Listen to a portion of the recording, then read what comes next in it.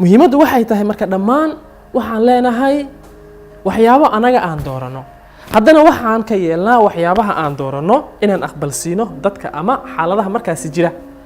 marka si kasta oo ay ahaataba dadka ma joojinayaan dhaleecaynta iyo eedaynta intaba waayo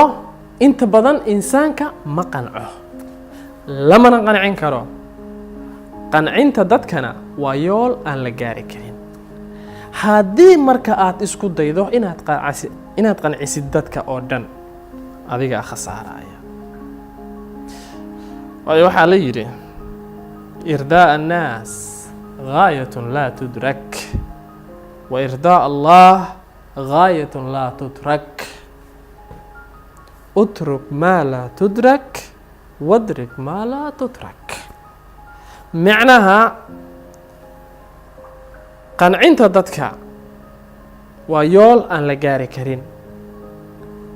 ama raaligelinta dadka waa yool aan la gaari karin raaligelinta allena waa yool aan laga tegin marka waxaan la xaqiijin karin ka tag waxaan laga teginna maxay maarteen ku dadaal marka saas darteed marka inta badan insaanka ma qanco lamana qancin karo qancinta dadkana waa yool aan la gaari karin haddii aad isku dayda marka inaad qancisid dadka adiga ayaa khasaaraya haddii aad tiraahdo dadka waxay doonaan ayaan u samaynayaa ee ha iga daayaan eedaynta iyo dhaleecaynta iyadana waa yool kale aan la gaari karin maba samayn kartid dadku waxay doonaan qasab waaye inaad maxay maarta simbir ruxootid qasab waaye inaad khalad ku dhacdid lianno dacfin waa ka abuuran tahay cajalan waad ka abuuran tahay micnaha markaas waxaad murashax u tahay inaad khaldanto haddaad khaldantidna ceeb maaha laakiinse waxaa ceeb ah isla qaladkii mar kale inaad ku khaldantid misana